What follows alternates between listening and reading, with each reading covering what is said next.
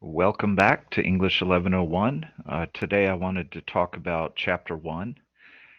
This is from the text Successful College Composition, the OER text, so it's free and available in the course shell. So you can download this. I prefer you download the PDF version because you can download it to multiple devices and it's easy to use and easy to access. Uh, so that's the text that we're going to be using in this class. So with each learning module, I'll give you certain reading assignments. Chapter 1 and Chapter 2 are important as the introduction. So today we're going to talk about Chapter 1, and I'm really going to focus on 1.1 through 1.5. So this PowerPoint is available in the course shell, and there are some things in this PowerPoint that I'm going to skip over a little bit. So you can go back and look more carefully.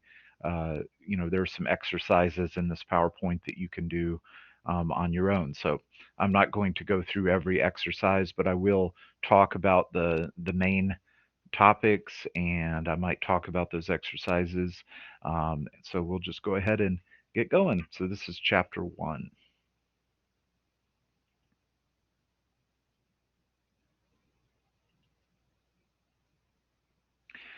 All right, so writing. So a composition class is a writing class, and there's a lot more to writing than sometimes we think.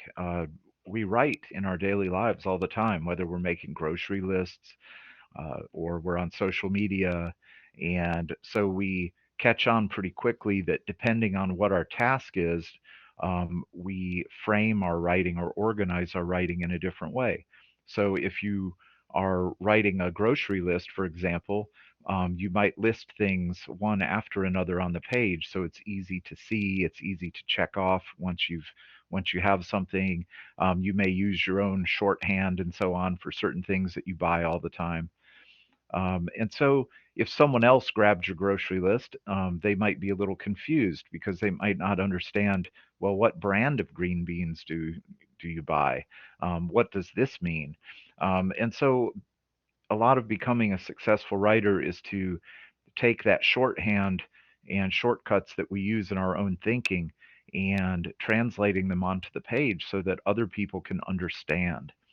So one mission of being a successful writer is to write with clarity, to articulate our thoughts in a way that other people can understand, and that there's no question where we stand on an issue and what we believe. So it's all about communication. But writing also helps us to sharpen our own thinking. The writing process itself is a thinking process. And so when you sit down to write, don't think that it's just going to come from you on high, that you're going to get this inspiration and all these words are suddenly going to flow through you. Writing actually takes hard work and it takes a lot of thinking. The finished product is really just the tip of the iceberg. So I like to say that staring at a blank computer screen is about the worst thing you can do. So you need to have a plan. You need to have some sort of work that you've done before you sit down at the computer. You need to kind of have an idea of what it is you're trying to accomplish. And you need to have some idea, some sort of a roadmap of where you're going to go. So just simply jotting down your ideas is a good idea. Organizing your thoughts, um, maybe starting with, the part of, what do you want to communicate, most fervently? What is the thing the thought that you had that was inspirational? Go ahead and get that out. Don't waste time building up to it. Just go ahead and get it out because you can organize later. Some things that we can do to avoid writer's block or just staring at the screen and stressing out is start early on assignments. Don't wait until the last minute because this allows you to work in short bursts. So you can rest, take breaks between writing sessions, and do a little bit at a time. It doesn't have to be a marathon where you put a pot of coffee on and work for 5 hours. It doesn't have to be that way. So if you organize your time, you can actually work in short bursts, and that helps you to be fresh every time you sit down to write, and you'll be more efficient. Free writing. This is one of our first assignments is a free writing assignment. This is sort of writing without guardrails, writing without censoring yourself or worrying about other things. Don't worry about grammar, don't worry about anything. Just write what's in your mind. And what this does is it helps to connect your brain to your hands, so that you can think on paper. And that's really important, to just be able to think as you write and develop your ideas as you write, because you'll save a lot of time, and it'll help you to work your ideas out when you see them on the page. Another thing when you're writing is, when we're young students, we're often told to start at the beginning. And really, writing is more of a finished product. You don't have to work in the order that you're going to present. So you don't always have to start at the beginning. Sometimes you can start in the middle and then put the introduction on later. As I said before, write the part that you feel most passionately about first, because then you can reorganize later. Uh, if you built a house, you wouldn't build the roof first and then try to build everything under it, right? You would build it in a logical, rational way. You'd get the plumbing and the electrical lines in, and you'd lay the slab, and you'd build a frame. Um, but when you look at the house, the roof is on the top, and you work your way down. That doesn't mean that it's built that way in that order. Another thing, especially in a composition course, is to understand the task. What is the teacher asking me to do, and what is the teacher not asking me to do? Sometimes we can spend a lot of time, um, focusing on something that isn't really a big part of the grade. So be strategic in your effort. Read the instructions very carefully. Read my feedback. Um, Ask questions so that you understand exactly what it is you're being asked to do and how you're going to be evaluated. Um, so if you take the time to sort of figure out, okay, what am I being asked to do here, then you can avoid wasting a lot of energy on unnecessary things. Find your optimal writing environment. We all come from different situations, walks of life, living situations. Um, Schedules, but it's very important to find what works for you. Some people like to get up in the early in the morning before anyone else is awake, because they can have peace and quiet, to be more efficient. Other people like to write late at night. Other people might want to write in the middle of the day. Do you have to go to a library to write? Can you write in your house? Um, Personally, I have a hard time writing if I have distractions. So if there are dogs barking, or people talking, or music playing, I have a real hard time writing, because I'm focused on the dog, or I can't I can't not think about what people are saying, or the lyrics of a song are going to crowd out everything I want to write. So I like to find a quiet place to write. I've known other people that do okay with those kinds of distractions. So it's just find what works for you.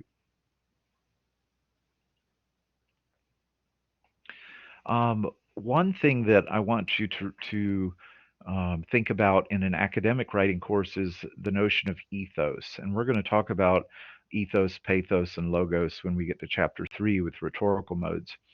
You probably are familiar with the word ethos, but what it really means is credibility. What makes you someone that other people would listen to? What makes people trust you and take the time to take you seriously? That's your ethos. So you can establish your ethos as a writer, um, by the tone of your voice. So when we talk about voice, it's sort of what is the character that's behind your words. You have to be in control of the impression that you're making. And in an academic setting, you want to be sober, serious, relaxed. Um, or in other writing situations, you might want to be irreverent, playful, excitable, funny. It's up to you. But think about the voice that you are using in the situation that you're in. So when you're writing, for example, a narrative essay, you're telling a story, you can be a little bit more playful, you can be a little bit more relaxed. When you're writing a researched argumentative essay, for example, you might want to be more serious, more formal. So think about, in the writing situation, how can you establish that ethos? What will help people to take you seriously? Um, in general, you want to find a balance. So you don't have to be too verbose or fancy or flowery. Sometimes that can turn people off because it sounds like you're trying too hard. But you also don't want to be too simplistic. So you want to find a balance between that. Be yourself, but don't be cute. Don't be cute and precious. It's not a stand-up comedy routine. Um, you know, Depending on the writing situation, humor can be helpful, but humor can also be counterproductive, depending on the situation. One way that we can get control of our voice is to think about the pronouns that we're using. So if you remember from school, first person, second person, and third person point of view. So just be aware. You don't want to shift from one point of view to the next for no reason. You don't want to use I, me, my, and then you shift into you, yours, and then you shift into he, she, it. If you're shifting your pronoun use, you have to have a reason for that. It has to be strategic. Otherwise, you want to just write in the same point of view um, that you choose, and then ask yourself, what is the best point of view for my writing task? In your narrative essay, first person point of view is preferable because you're telling a personal story about yourself. It tends to be a little bit more uh, it tends to be a little bit more relaxed, informal, personal. But you don't want to be relaxed, informal, and personal if you're writing a researched argumentative essay. You want to be more formal. So to establish that formal tone, then you want to use third person point of view. Don't personalize it and make it I and make it me and make it you. Stick with he, she, it, they. This is more objective and more formal. So in your first essay, the narrative essay, um, I will ask you to write in first person point of view so I can evaluate whether you can stay in a point of view and not shift unnecessarily. In your second and third essays, I'm going to want you to write in the third person point of view so you won't want to shift into first person or second person.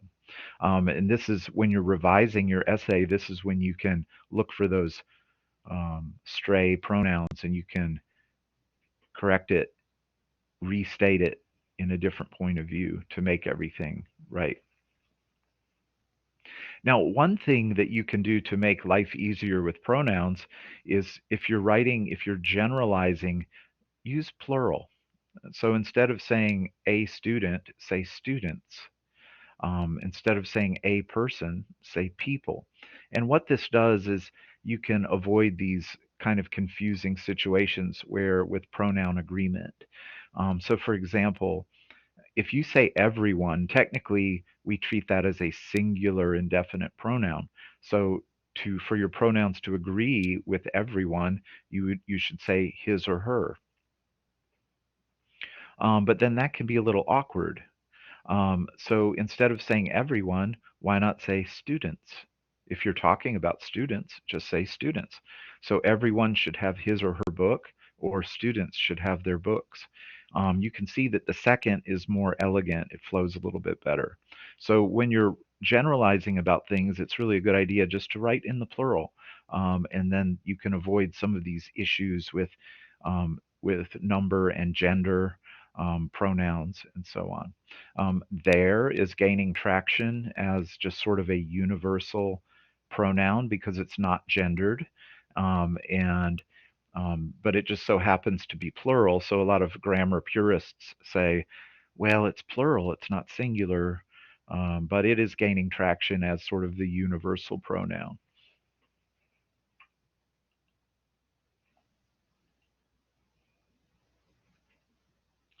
All right, so if you're going through this PowerPoint on your own, this is a good slide to look at because I give you some examples of shifting point of view. So I'll just look at number one with you. So if we look at number one, it says, I find that walking is one of the best forms of exercise because it helps me lose weight and improve my cardiovascular system while I can enjoy being outside in the fresh air. Now, if I want to shift out of all these and I know that my teacher or the writing situation, or just my own personal style, I want to shift it into third person. Notice how I can change some of these things. Instead of saying, I find that walking is one of the best forms, just say, walking is one of the best forms. The reader knows that that must be what you think because you're writing it. You don't have to tell them that that's what you think because it helps people to lose weight. Not it helps me, it helps people. I'm a person, so that includes me as well. And improve their cardiovascular systems. Remember, they don't share one cardiovascular system, so I made that plural. While they can enjoy being outside rather than while I can enjoy being outside. So these are some of the changes that you can make when you're editing your work, revising your work. If you need to shift out of first person point of view and you want to keep it third person, you can just restate things. And oftentimes it improves our writing when we do that. All right, another thing to think about: purpose, audience, tone, and content. So I've touched on some of these things in previous slides, but know why you're writing. What is your purpose? In academic writing, um, the object is to make it not make it too challenging for the reader to understand what you're trying to say. It doesn't really do you any good if no one can figure out what it is you're saying.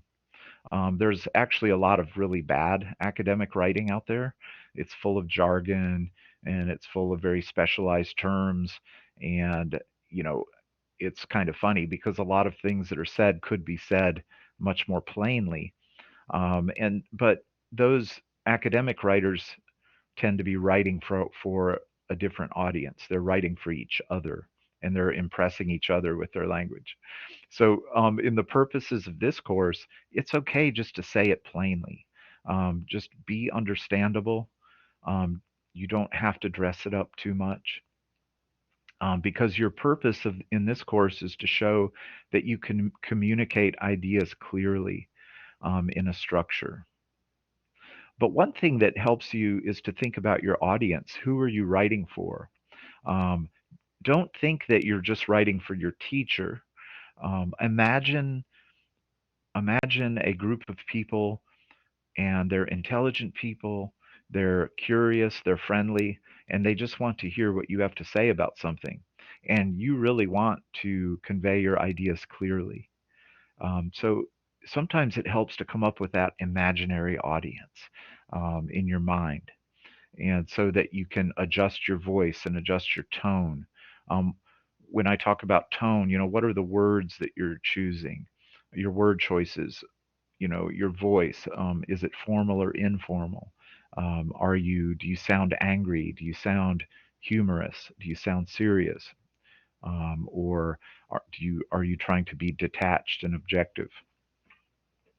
And also make sure that your content lines up with your purpose. So, for example, in your textbook, they say that, in writing, you have maybe four different types of writing that you'll use in academic writing. One is summarizing, one is analysis, one is synthesis, one is evaluation. So know what you're doing, and then choose your content accordingly. So when we summarize, we're reducing the text to the most essential ideas and we're getting rid of all of the examples and illustrations. We're just basically boiling it down to the key points. So in terms of content, then you wouldn't want to use a lot of examples if you're summarizing. You would want to just skip over those specific examples and just get to the point. With analysis, we're breaking things down into their parts and explaining how those parts work. So with analysis, think about a watch. If you took a watch apart and you laid all the pieces of the watch on the table, And then you explain to someone, okay, well, these springs function this way. These hands fit here. These gears do this, or this is what powers the watch. That's an analysis. A synthesis is when you take unrelated things from in the world and you put them together to create something new. So think of a collage.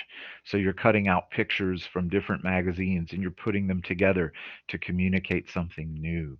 So a lot of times in academic writing, we do analysis and we also do synthesis. So if we take a topic and we break it down, that's analysis. If we're doing research and we're amassing information from a lot of different places, that's synthesis. We also can do evaluation. Evaluation is when we judge something on its merits or we use criteria in order to determine whether something is successful or not. So when I grade your essays, for example, I'm doing evaluation. So think about, what am I doing in this paragraph or what am I doing in this essay? Am I analyzing? Am I synthesizing? Do I need to summarize here? Um, is my overall thesis an evaluative thesis? Am I evaluating something? So do I have to talk about the criteria that I set up, and then whether do I have to explain how my subject meets or does not meet that criteria? So think about what you're doing. Every paragraph should have a purpose, and you need to keep that purpose in mind as you're organizing your thoughts. Now, if you look at this PowerPoint, I have a little exercise here that you can read a sample paragraph and then see if you can identify whether it's summary, synthesis, analysis, or evaluation. So I'll skip over this real quick so you don't see the answers in case you want to test yourself on there. All right, so I talked about audience. So I talked about how you want to have an audience in mind when you're writing. And another thing that is helpful in that is that you can anticipate the needs of your audience. What does your audience need to know? Um, don't assume that they're in your head with you, right? When we have our thoughts, we don't always express them clearly. And so what can happen is that your audience can get the wrong impression or they can be confused because there are just too many missing spaces or too many gaps. You've left out reasons, you've left out evidence, you've left out explanation. So you really have to be able to embody your audience and say, what do they need to know? What do they need to know in order to understand what I'm trying to say? And a lot of times, when students struggle with length, word length, it's just too short. They can't come up with the number of words that are necessary. A lot of times, when that happens, it's because the writer is not giving enough. They're not explaining or showing their thinking enough. They're not taking the audience through their thought process. They're not giving examples, they're not giving explanations. So, really think about what your audience needs in order to understand you. This also improves your ethos because if you're clear and reasonable and everything is structured properly and it's easy to follow and understand, that gives you credibility as a writer. So make sure that everything fits together, your organization, your tone, your grammar, your planning, your explanation, your examples. Make sure everything is done to the best of your ability because that establishes your ethos. And that's very important as a writer. One thing is, if you are really bored by what you're writing, then you can imagine your audience is going to be really bored. So if you're doing research or you're telling a story, whatever you're doing in writing, try to entertain yourself a little bit within the bounds of the requirements of the assignment, of course. But if you're finding something about your topic or an angle that is interesting to you, it's more likely to be interesting to your audience. If you're just sort of jumping through hoops and being very dry and not putting much thought into it, number one, it's not going to be very good. And number two, it's going to be incredibly boring. So you can make these assignments more interesting and more fun just by making them interesting to you. So take it seriously and, um, you know, whatever your topic or whatever your writing task is, just make it interesting. And that makes it more fun, more enjoyable. And you'll find that it will unlock ideas and unlock your mind. You'll be much more able to come up with things to talk about if you're interested. All right, so tone, you have to think about your word choices and the impressions that they leave. So, what attitude are you conveying in your writing? When we're talking to someone, we can say things in a certain way with the way we modulate our voice, where someone knows we're joking or we're serious or we're angry. But when you're writing, that's all you have is words. You can't shout. You can't say something in a sarcastic way using just tone of voice alone. You have to think about your word choices. Think about how you're saying what you're saying and what impression is that going to leave on your audience. Now, when we get into um, the second essay, which is your first research component, you're going to be using sources. Sources are basically anything that is not of your own creation that you use to accomplish your writing task. And sources are going to be an important element in this class when we get into our research essays. They have to be good. They can't be just the first thing that you find on a Google search. You have to get past the low hanging fruit of the first thing that pops up on an open web search. So we're going to be using database, Galileo, and so that you can find more credible sources. So that's something we're going to talk about. Now, if you're doing synthesis and analysis, sources can be very helpful to you because they educate you and they also make you more credible. Because it's not just me saying this. Look at this source, right?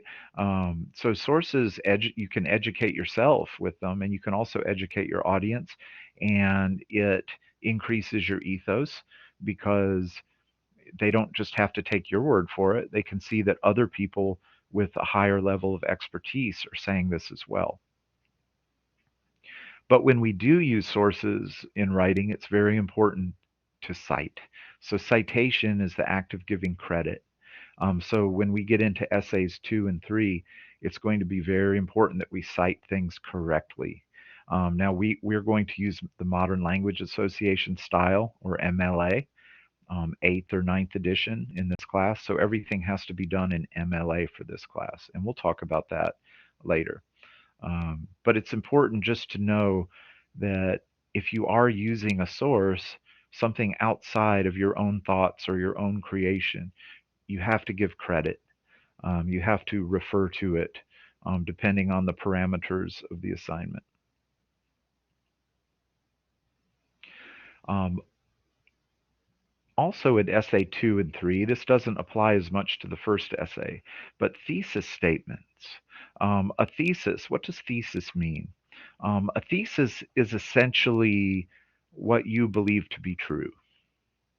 And when you're writing, your thesis is the thing that you're trying to prove in your essay, the thing that you're trying to convince your readers um, of its truth or its validity as an idea. That's your thesis. Sometimes we use the term thesis a little too loosely. Sometimes we confuse it with the main idea. Um, if I say, if I say Atlanta is the capital of Georgia, that's not really a thesis statement. That's just a fact. But if I say Atlanta is the best city in the United States for young creative people, well, that's a thesis because it's my opinion. Someone could disagree with me, but I can also show you that it's true by using sources, by using argumentation, by making my case. So thesis statements are arguable, supportable, and specific. They're not simply statements of opinion. It's a little deeper than that. It's something that you assert as true, but someone might disagree with you, so you have to support it with arguments and evidence. Thesis statements are the central claim. They're the purpose of your writing. They're the reason you're doing what you're doing. And you want to always make sure that you state your thesis clearly at the beginning. Now, how does this relate to a narrative essay? You're not going to have a thesis statement in a narrative essay, but you should have a sense of what is the overall impression that you want to leave in your narrative essay. What is it that you're trying to get across with the story that you tell? And you can make reference to that main idea at the beginning when you're telling the story. So that might be a clever way to sort of work in a something like a thesis, but I'm not going to ask for a specific thesis statement in your first essay. I will be looking for thesis statements in your second and third essays. Now, when we get to that point, you might see a WT on my feedback, and that just means a weak thesis. A weak thesis statement is basically it's not a claim. Number one, you're not making an arguable claim. You're not asserting anything, or it lacks the specificity of stating your topic clearly and what you think about your topic, and then having some rationale for that. All right, so there's a little exercise there that you can take a look at. These are examples of thesis statements that some are stronger and some are weaker. So you want to think to yourself, why are some better and some are worse? Why do some leave me feeling a little flat and others are more interesting? So if you sort of do an analysis, you might think about what makes a thesis statement a good thesis. All right, and then finally, methods of organization. So you have to have some sort of an idea of how you're organizing your paragraphs or how you're organizing your essay before you start writing. You don't want your essay just to be sort of a rambling, incoherent thing where you're just going from one idea to the next, like free association. You should be working within a framework. And we can establish this framework by making an outline so that we have a plan before we start writing. But we also have to think about how we are organizing our ideas. Now, in your narrative essay, you're going to use chronological and spatial order because you're telling a story. Chronological order simply means time order. So starting at the beginning and then working your way to the end in a time element. Um, Spatial order is when you're describing things. It helps your reader to visualize things the way that they would if they were there. So if you're describing a room, for example, you might want to start on one end of the room and work your way around. So thinking about how you're organizing your ideas. Order of importance. You might say, well, I want to put my most important ideas first, or I might want to save my most important ideas until the end. But you have to have some idea of how you're going to organize your ideas. All right, so hopefully this introduction to chapter one is helpful to you in the sense that you see that, okay, writing is a process. Writing takes planning, it takes organization. You have to have some sort of a strategy. You have to know why you're writing and for whom. You have to think about how best to get your ideas across. So it's a little bit more formal, it's a little bit more of a process than what we're used to in our daily life. Um, Also, writing is difficult. Writing is hard work. If you sit down to write and it's kind of a struggle, it's a little frustrating, don't say, oh, I'm just not a good writer. Everyone struggles. It's hard work for everyone. When you see writing that is really excellent and entertaining, don't think, wow, it must really be easy for that person. Think, wow, that this person must have really worked hard to produce this. So that's just a way. Don't think that you're a bad writer. You can become a better writer through applying these sort of hard work, applying strategies, organizing, and taking the time to do it right. So I hope everyone um, found this little talk helpful. And I encourage everyone to read chapter 1 in more detail.